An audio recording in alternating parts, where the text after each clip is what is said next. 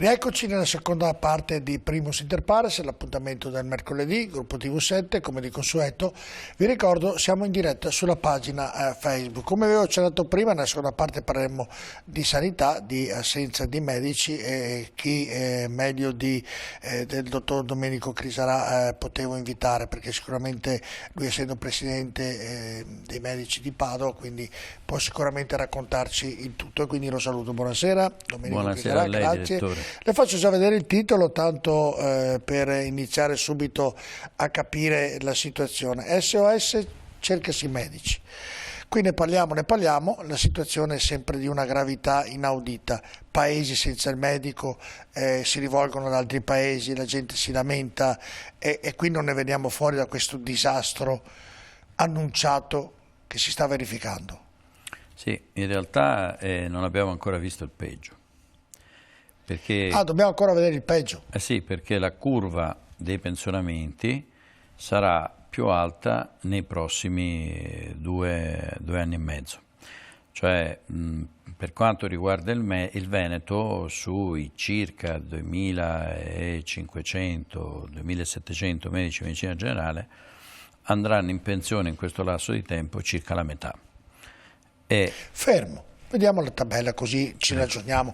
La lasciamo un po' anche in piccolo, se riusciamo a fare le due parole. Allora, eccolo, i medici di base in Veneto oggi sono 2.776. Poi mi spiega da singoli, associazione semplice, cosa vuol dire, la rete dei medici e forme miste, medicina di gruppo integrata, totale, insomma di tutto questo medici sono quasi sono 2.776.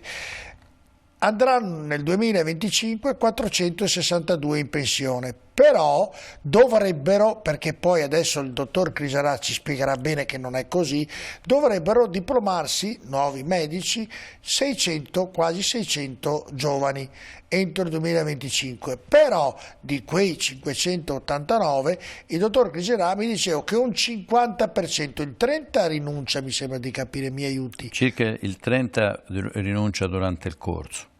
E quindi, del rimanente 70%, un altro 20% non apre. Allora, se faccio i conti così a caso, se il 30% di 600 sono 180, sul 20% di 70, 140, facciamo 3,20, facciamo 250 non ci sono, vabbè, facciamo... Ma anche se ci fossero di più. Allora, intanto i dati sono corretti. Allora, aspetti, facciamo così, medici singoli, ci spiega un po' quelle grafiche lì, per farlo capire ai nostri telespettatori. Allora, le forme in cui lavora un medico di medicina generale possono essere quelle elencate lì. Quindi il medico che lavora da solo nel suo ambulatorio, il medico che lavora, associazione semplice ormai è una forma che non esiste praticamente più, infatti in effetti sono pochi. È residuale. In rete, cioè significa che sono in contatto tra di loro, ognuno nel proprio ambulatorio, ma come dire, si scambiano i dati in rete e quindi possono assistere pazienti dell'uno o dell'altro. La medicina di gruppo, che diciamo che è una parte importante invece, in cui i medici lavorano o tutti in una singola sede o in una sede centrale e mantenendo però gli ambulatori di periferia, cioè ambulatori in altri. Certo.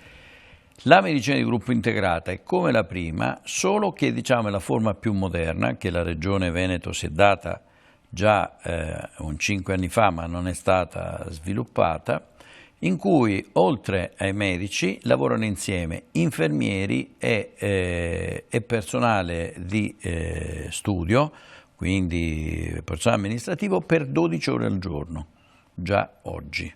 Mentre la medicina di gruppo semplice lavorano solo medici, sono supportati per poche ore dall'infermiera o dalla segretaria e lavorano per almeno 7 ore di apertura al giorno.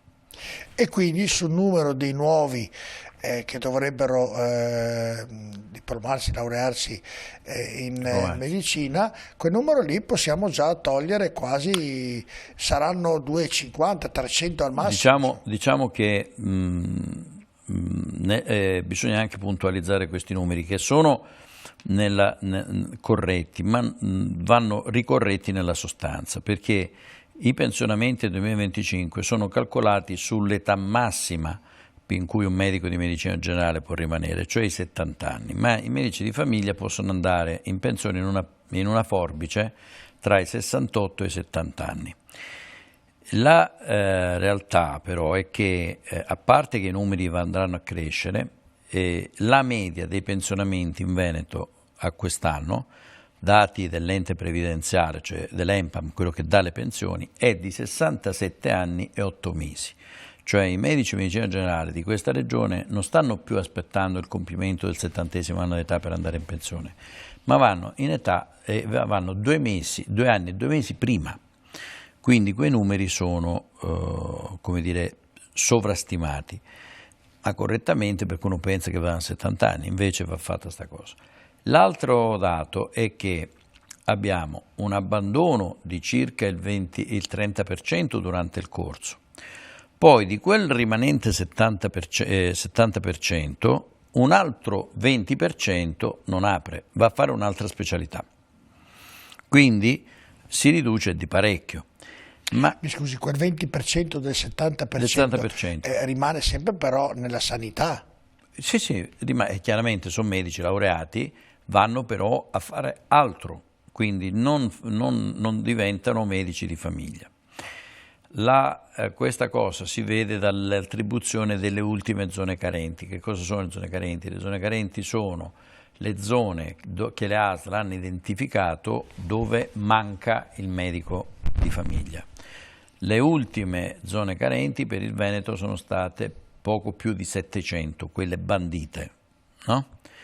Quelle occupate, quindi in cui i medici hanno accettato di andare, sono state 325 circa, quindi poco meno della metà. Ma qual è il dato preoccupante? È che su 325, 209 di questi posti sono stati occupati grazie alle norme, diciamo, mi passi il termine, emergenziali tra Covid e mancanza di medici, da medici che stanno facendo in questo momento il corso di specializzazione in medicina generale del primo, secondo e terzo anno. Il che significa che questi medici di questi 3 anni non sono più inseribili perché già inseriti. Quindi noi avremo un'ulteriore carenza riflessa dovuta al fatto che i medici sono già stati impiegati prima che finissero il loro corso di studi. E quindi è un bel problema. È un bel problema in cui bisogna ripensare. Sì, però la necessità è oggi. Ripensarla subito. Sono stati fatti alcuni provvedimenti dalla Regione, come quella di aumentare il massimale, cioè il numero di pazienti che ogni medico può assistere, che è passato dai 1.500 ai 1.800. Ma quello già qualche mese fa. Però teniamo conto che già i medici di medicina generale sono a livelli oltre il massimale. Ma soprattutto qual è il problema? Che questo massimale andrebbe ancora più ampliato, una cosa, e 2, bisogna soprattutto liberare tempo medico al medico. Cioè in questo momento, per questione che è inutile stare, perché sono questioni lunghe negli anni, un'ora del medico di medicina generale è divisa in 20 minuti in cui fa il medico, 20 minuti in cui fa l'infermiere e 20 minuti in cui fa l'impiegato. Quindi noi dobbiamo, per poter tornare a respirare in attesa, di far sì che quell'ora di medico, il medico faccia il medico.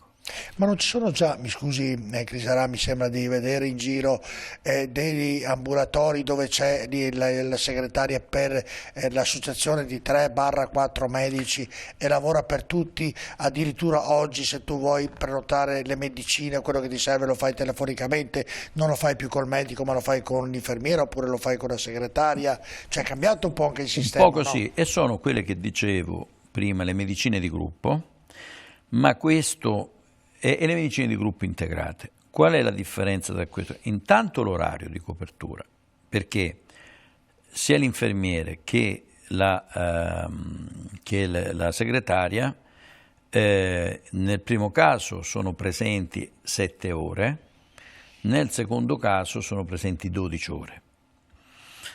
L'altra cosa è che praticamente su questo c'è uno sforzo sulla seconda parte, cioè quello di avere infermiera e segretaria presenti 12 ore al giorno, che lavorino per tutti e lavorano finalizzate anche a determinate patologie, quindi gli infermieri per esempio ad aiutare il medico a seguire patologie croniche importanti come il diabete, la bronchite cronica ostruttiva, gli scompensi cardiaci, che vengono seguiti insieme da medico ed infermiere. Queste lo sono solo nelle medicine di gruppo integrate, dove c'è stato uno sforzo da parte della Regione a trovare risorse affinché i medici possano essere affiancati in questa situazione, e quindi ha trovato delle risorse maggiori.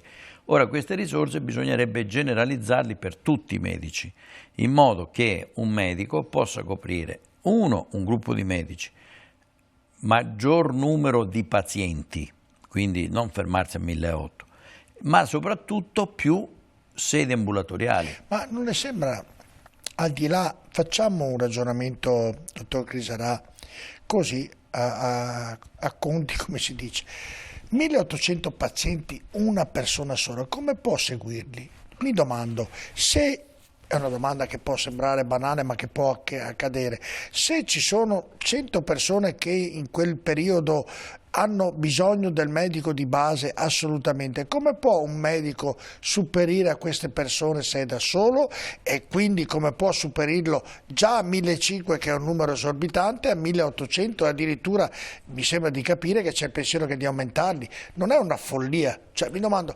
allora, come viene seguito il paziente? In maniera, mi scusi, vado lì, vengo da lei, dica: senti dottore, ho un dolore qui, vado a fare un attacco oppure vado a fare una ecografia, cioè, come viene seguito il paziente? No, invece è un problema di organizzazione.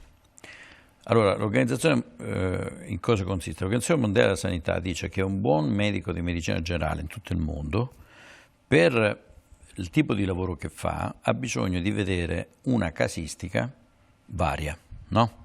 È un po' come la questione dei centri nascita: se tu hai pochi parti non sei in grado di capire, di vedere tutte le complicazioni che possono nascere. E dice che un buon medico di medicina generale deve avere, per avere almeno 2.000 pazienti. Il problema qual è? Il problema è vedere come, l'organizzazione. Nel senso che certo, se io vengo lasciato solo con 1.800 pazienti, ma con 1.500, con 1.200, non esiste la possibilità di un lavoro di qualità. Il lavoro di qualità avviene utilizzando quelle che sono le nuove frontiere della medicina territoriale e della medicina di famiglia. Che significa? 1. L'utilizzo del personale. Noi facciamo montagne di carte, molto spesso inutili, ma montagne di carte che possono essere tranquillamente fatte da un amministrativo. 1. Come diceva lei, per esempio la raccolta per quanto riguarda i farmaci cronici della ripetizione delle impegnative, no? Questo si può richiedere alla segreteria, è una realtà dei fatti, il medico deve soltanto vidimare la cosa e manda la... Poi c'è tutta una serie di altre attività che va dal togliere banalmente punti, no? Quando uno va a fare, o a metterne, quando uno va a fare, ed è capitato a tantissimi telespettatori di andare allo IOV piuttosto che in ospedale e subisce un piccolo intervento su cose, sulla lettera di dimissione scrive: rimozione dei punti tra 10 giorni presso il proprio medico di medicina generale. Ora, per rimuovere dei punti, con tutto il rispetto, non ci vuole mica il medico di medicina generale, o il medico, è sufficiente, è da altre competenze un infermiere. Quindi, come dire, queste piccole cose. Come altre cose, tipo preparare il paziente ai controlli periodici per l'ipertensione, per il diabete, dove la pressione piuttosto che la circonferenza, sì, e questo supportato, mi permetta, da tecnologie che in questo momento abbiamo anche usato Quindi, si fermi. Mi sembra di ragionare, dottor Criserà, con le banche moderne, mentre una volta lei sa, porto ad esempio la banca, la trattativa andava a parole alla fiducia, e nella fiducia oggi è tutto non solo nelle banche ma anche in tanti altri settori. È tutto vero quello che dice, però il paziente ha anche bisogno del rapporto umano. Ma non c'è dubbio, non c'è dubbio, però perché il paziente abbia questo rapporto umano, il medico ha necessità di avere a disposizione tempo. Perché il rapporto umano col cronometro non funziona. Dico però che 1800 sono tanti. No, perché non è che 1800 hanno tutti insieme contemporaneamente bisogno della stessa cosa. Metta il 5%, che sono 100 persone. 100 persone, se lei dipende ovviamente dalla canzone, io le dico di più. Ma ne mettiamo meno 50 che hanno necessità assoluta di avere la fiducia e la presenza del medico. Non è un problema, perché quello che attualmente fanno i medici di medicina generale di questa regione, di questa provincia, va oltre quei numeri. Perché con questa non organizzazione abbiamo tirato fuori in maniera ufficiale, quindi non così, tanto per gli accessi ai 500 medici della provincia di Padova, e questo è un dato che lei può moltiplicare per 2007 tranquillamente, hanno avuto nel 2022 per 920.000 abitanti, che è la popolazione della provincia, 8.300.000 accessi. 8.300.000 accessi. Cioè ognuno di noi ha visto 17.000 persone all'anno, 1.200 pazienti al mese. Lei può essere che mi dica anche i numeri che telefonano per la ricetta? Tutto. Vabbè, tutti gli accessi. Ma non è che non li veda. Ma scusi un attimo, il tempo.